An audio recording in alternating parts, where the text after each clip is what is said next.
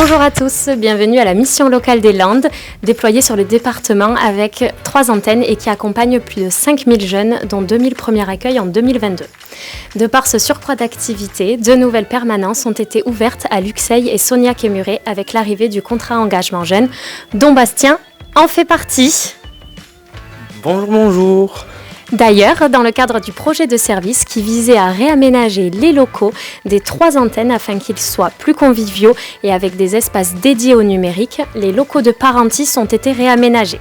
Bastien, est-ce que vous serez d'accord pour nous les faire visiter ? Bah oui, bien sûr. Allez, suivez-moi. Donc tout d'abord, nous allons visiter la salle d'atelier.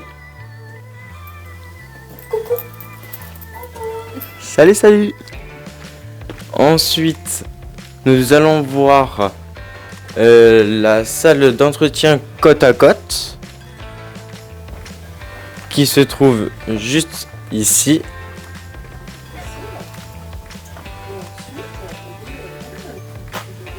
Avec le bureau de Madame Chenot. Bonjour.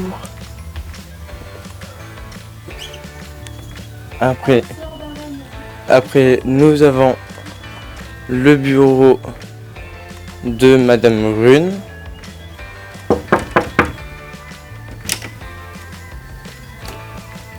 Bonjour, Madame. On ferme quand même la porte. Et ensuite, nous avons la salle bureau partagé. Bonjour les filles. Bonjour. 32% des jeunes ont connu la mission locale par leur famille et amis. Nous avons une mixité hommes-femmes dont la grande majorité sont assez jeunes puisqu'ils ont moins de 21 ans, dont 9% sont des mineurs. 55% des jeunes sont peu ou pas qualifiés, avec des freins liés en particulier à l'autonomie, à la mobilité, à la formation, au logement et à la précarité financière. Parmi les mineurs accompagnés, certains sont décrocheurs scolaires repérés et accompagnés dans le cadre de l'obligation de formation des jeunes de 16 à 18 ans, notamment en partenariat avec le CIO. La promotion 16-18 de l'AFPA, de par sa délocalisation sur Mimizan, a permis d'accompagner une partie de ce public. Demandons à Pascal de nous présenter l'activité d'un conseiller sur le territoire. Dans le cadre de l'accompagnement global et individualisé, la mission locale traite à la fois de l'emploi, de la formation, de l'orientation et de la levée des freins périphériques. À cette fin, nous avons mené plus de 26 000 entretiens individuels et engagé 45 700 actions pour aider les jeunes à construire et réaliser leur parcours professionnel. En soutien à ces projets, c'est plus de 2 300 000 € d'allocations qui ont été mobilisés à travers le PACEA, le CEJ et le Fonds d'aide aux jeunes. Mais cet accompagnement global ne peut se réaliser efficacement sans l'appui de nos partenaires. Parmi eux, les organismes de formation tels que l'INSUP qui délocalisent ces actions. C'est ainsi que plus de 500 jeunes ont débuté une action de formation sur le territoire. De plus, soulignons que nos actions de promotion de l'alternance ont permis à plus de 200 jeunes de signer un contrat en 2022. Enfin, les forums de l'emploi saisonnier, dont celui de Mimizan, nous permettent également de proposer des opportunités d'accès à l'emploi. Et sur ce thème de l'emploi, je laisse la parole à notre chargée de relations entreprises, Nathalie. J'occupe une nouvelle fonction de chargée de relations d'entreprise depuis juillet 2022 à mi-temps sur l'antenne de Parentis.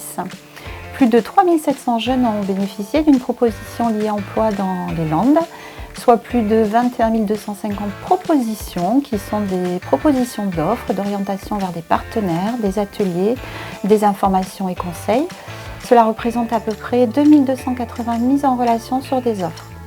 3300 contrats de travail sont signés en 2022 dans les Landes, dont 43% durent minimum 6 mois, ce qui correspond à 1800 jeunes concernés.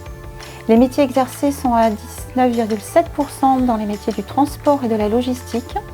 Vient ensuite 17,5% le commerce et la vente. Dans le cadre de mes fonctions, j'accompagne les entreprises et les collectivités locales dans leur recrutement et le suivi de leurs contrats aidés. Madame Doust, maire de Gast, va nous partager notre expérience commune. Bonjour à tous, désolée de ne pas être parmi vous aujourd'hui pour témoigner au nom de la commune de Gast, mais je vais le faire via ce moyen. Donc moi je ne peux que me réjouir de ce partenariat avec la mission locale. J'ai dans mon équipe désormais sur 13 agents, 3 issus de notre partenariat avec la mission locale. Tout d'abord un jeune qui a intégré les services techniques, qui était peut-être dans son parcours un petit peu au bord de la route. Ça m'a permis de l'intégrer, de le former, de le titulariser. Il est dans mon équipe depuis 10 ans. Il vient de fonder une famille, acheter une maison. Donc pour moi, c'est un magnifique exemple de réussite, d'insertion. Deuxième exemple dont je me réjouis également grâce au partenariat avec la mission locale, une jeune fille également un petit peu au bord de la route dans son parcours professionnel que j'ai intégré au niveau périscolaire pour l'animation avec les enfants. Après, elle est arrivée dans la collectivité avec une formation BAFA. Je l'ai formée au niveau du BAFD pour que l'année prochaine, au mois de septembre 2024, elle prenne la direction du périscolaire de la commune de Gast. Donc très bel exemple de réussite. Et pour la remplacer dans ses actions d'animation, recrutement d'une 3e personne qui vient de nous rejoindre, qui n'avait pas du tout de formation au niveau animation, à qui je viens de faire passer un BAFA et qui rejoindra notre équipe au bout d'un an de CDD, une titularisation. Donc si je dois faire le bilan de mon mandat de maire, je peux dire que ma plus belle réussite, ça a été cette insertion de 3 jeunes que la vie, leur formation, leur première formation avait peut-être laissé un petit peu sur le bord de la route. Ça m'a permis de les intégrer. Et je pense que nous, collectivités, nous devons travailler aux côtés de la mission locale pour justement remplir vraiment notre rôle social et insertion afin que tous les jeunes de notre territoire puissent trouver leur place. Je pense que dans nos collectivités, nous avons un éventail d'emplois qui peut répondre à toutes les demandes de ces jeunes qui passent par le biais de la mission locale. Donc voilà mon témoignage de la commune de Gast. Je redonne la parole à Nathalie pour continuer la suite de ces débats. Concernant l'accès à l'emploi, le nouveau contrat engagement jeune est un véritable tremplin. Marilyn va nous présenter ce dispositif lors de la permanence dans les locaux de la communauté des communes de Sabre où se trouve France Service.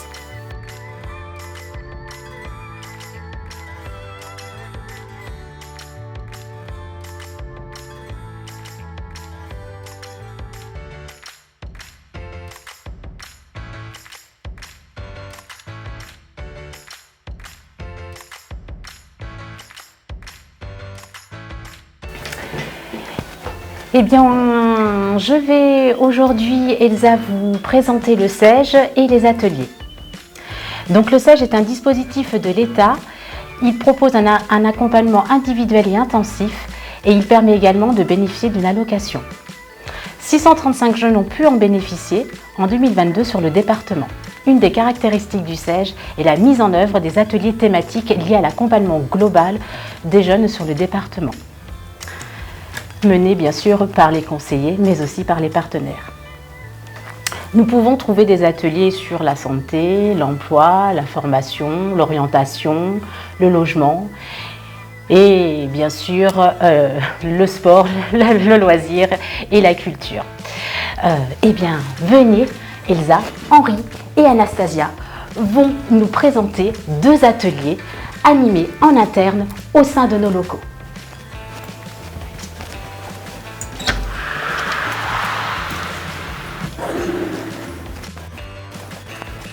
L'atelier Confiance en soi. L'objectif est d'initier une prise de conscience et de trouver des clés pour avancer vers l'autonomie. Collectivement, nous listons les éléments de perte de confiance et parlons des expériences qui la mettent à mal. Nous effleurons les concepts d'image et d'estime de soi pour préciser le mécanisme de la confiance. Puis j'utilise la parabole du vélo et son apprentissage pour introduire les notions d'expérience et d'innovation volontaire. Nous parlons des niveaux de difficulté, des différentes émotions suscitées, comment les gérer. Un test de positionnement personnel est proposé. Nous terminons par un débriefing. Cet atelier est une vraie rencontre. Je laisse Anastasia présenter l'atelier santé. Dans le cadre de notre accompagnement global, nous abordons dans le cadre des freins à l'insertion la problématique de la santé. Donc, dans nos missions, nous devons proposer des ateliers et je suis partie prenante pour proposer l'atelier prévention santé. L'atelier que je propose englobe tous les thèmes de la santé publique, aussi bien addiction, alimentation, santé mentale, sport, handicap, vie sexuelle et affective, l'accès aux droits, pour en venir à proposer aussi un bilan de santé gratuit en lien avec notre partenaire la CPAM. Cet atelier me permet aussi de proposer un questionnaire lié à cette thématique pour justement essayer de faire émerger les problématiques et ensuite pouvoir orienter les jeunes. Les ateliers sont aussi proposés en lien avec notre partenaire, l'IREPS, où un atelier égale une thématique, c'est-à-dire que ça peut être que sur l'addiction, l'alimentation, etc. Et à ce titre, je vous propose de vous présenter Lily, une jeune que nous accompagnons à la mission locale, qui a participé aux ateliers et qui pourra mieux vous en parler. Bonjour, je m'appelle Lily Guédao, je suis entrée au CEJ en juillet 2022. J'ai participé à de nombreux ateliers comme celui de la santé, les réputations, la confiance en soi, l'atelier en voiture Simone, pour préparer le code que je viens d'obtenir d'ailleurs. Le CEJ m'a permis de faire des stages en entreprise lorsque j'ai intégré l'amorce de parcours avec l'INSUP. Les ateliers m'ont permis de préparer des entretiens d'embauche, refaire mon CV et ensuite j'ai participé à des forums de l'emploi saisonnier. J'ai déjà recommandé le CEJ à des amis pour aider à trouver leur parcours professionnel. Comme moi, si vous souhaitez être accompagné, venez nombreux à la mission locale la plus proche de chez vous. De nombreuses autres actions ont été mises en place au cours de l'année 2022, notamment toutes les actions partenariales de la Boussole des Jeunes, portées par la mission locale. Félicie, tu nous parles de la Boussole des Jeunes ? La Boussole des Jeunes, c'est un dispositif d'État qui se crée et qui s'anime par les territoires pour offrir aux jeunes un service numérique leur permettant de rentrer en contact avec des professionnels proches de chez eux pour répondre à leurs questions, les accompagner dans leur démarche. C'est également un service qui permet aux professionnels d'intégrer un réseau et de pouvoir accéder à un annuaire leur permettant de réorienter le jeune si besoin. La mission locale porte le dispositif depuis 2021 et nous avons inauguré la Boussole des Jeunes le 7 mars 2022 au lycée Victor Duruy. Et maintenant, je laisse la place à Monsieur Dubois pour le mot de la fin. Une année 2022 qui a donc été très dynamique et une année 2023 qui s'annonce tout autant animée avec non seulement la consolidation des projets et des actions engagées, mais également de nouvelles actions structurantes comme le processus de labellisation de la structure, mais également la préfiguration du réseau France Travail, ainsi que la rénovation de notre offre de santé avec la création de Points Santé.